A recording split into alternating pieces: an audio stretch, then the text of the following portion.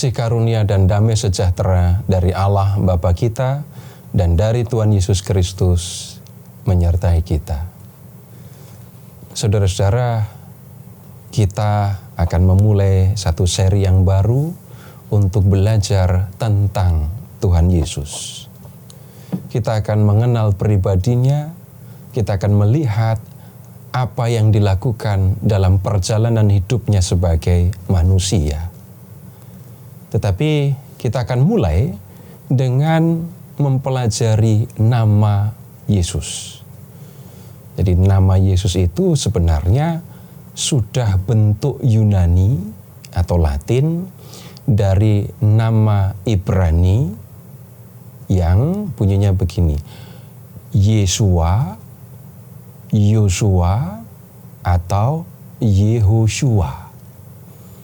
Jadi dalam bahasa Ibrani ini nama yang sering muncul: Yesua, Yosua, atau Yehoshua.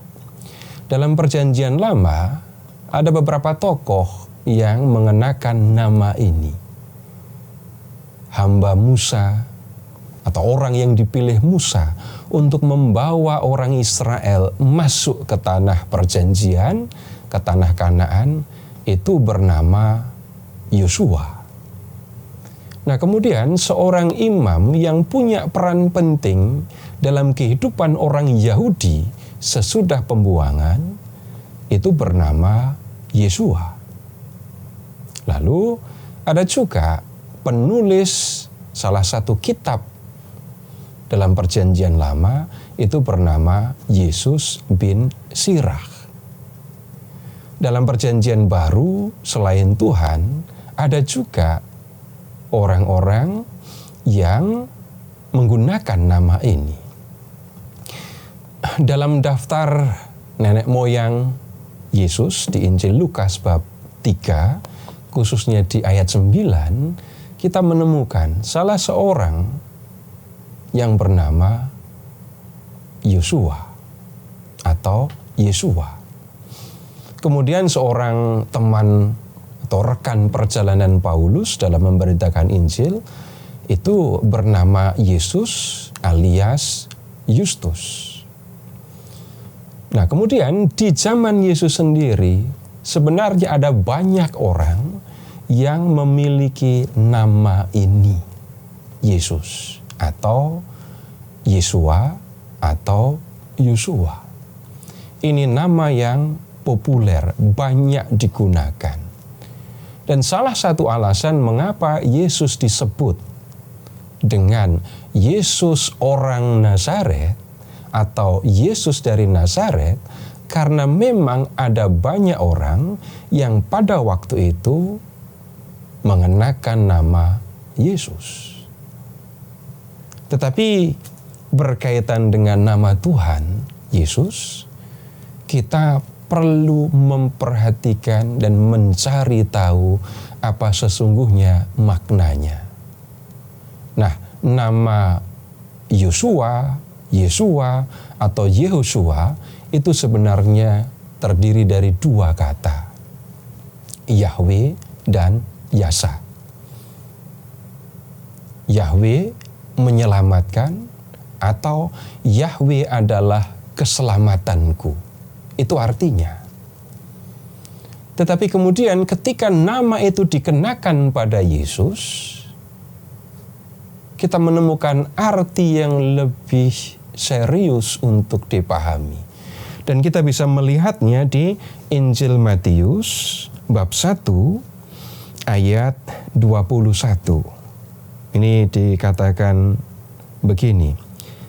Ia, ini Maria ya, akan melahirkan anak laki-laki dan engkau akan menamakan dia Yesus.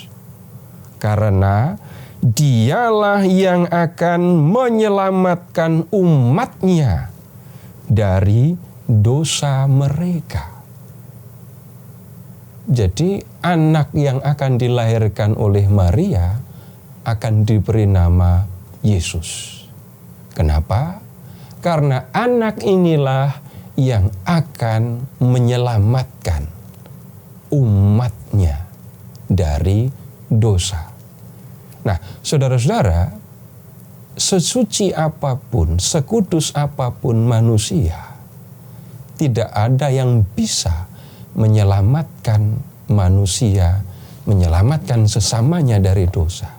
Tidak ada yang bisa membersihkan orang lain dari dosa-dosa yang sudah dilakukannya. Kita bisa menyuruh orang untuk tidak berdosa. Kita bisa mengingatkan orang supaya tidak berdosa. Kita bisa memaafkan orang yang bersalah kepada kita. Ya, kita bisa. Tetapi tidak ada manusia yang bisa membersihkan sesamanya dari dosa-dosa mereka. Siapa yang bisa membersihkan manusia dari dosa? Hanya Allah. Nah, Allah hadir.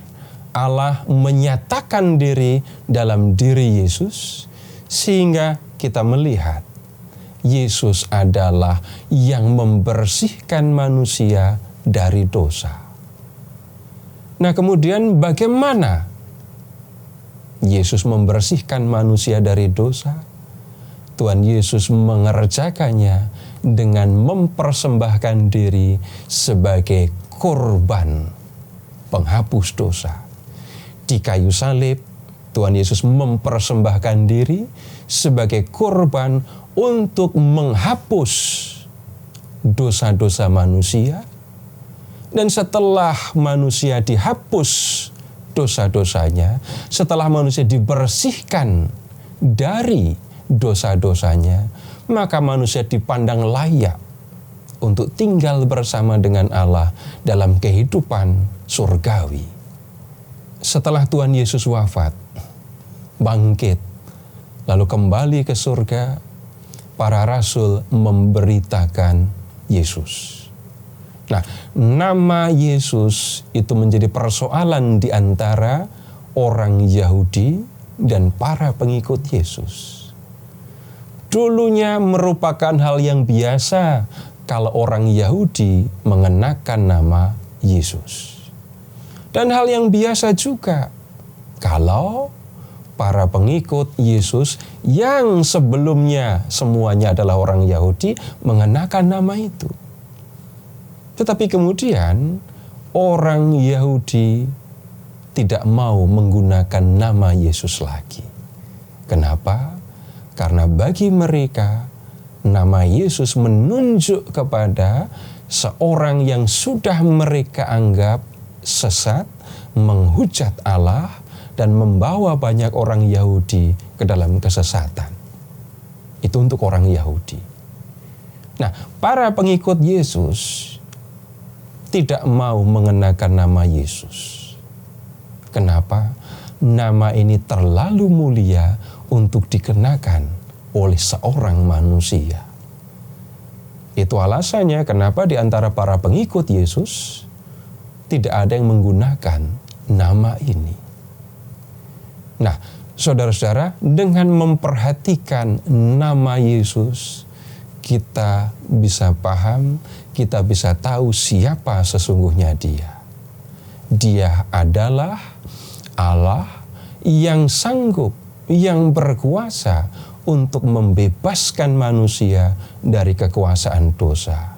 Dialah yang bisa membersihkan manusia dari dosa dan membuatnya layak untuk tinggal dalam kemuliaan abadi bersama dengan Dia di surga. Terpujilah Allah, Bapa yang telah mengasihi kita, yang telah mengaruniakan anaknya yang tunggal untuk menyelamatkan kita, dan yang telah mengutus Roh-Nya yang kudus untuk menuntun kita di jalan keselamatan.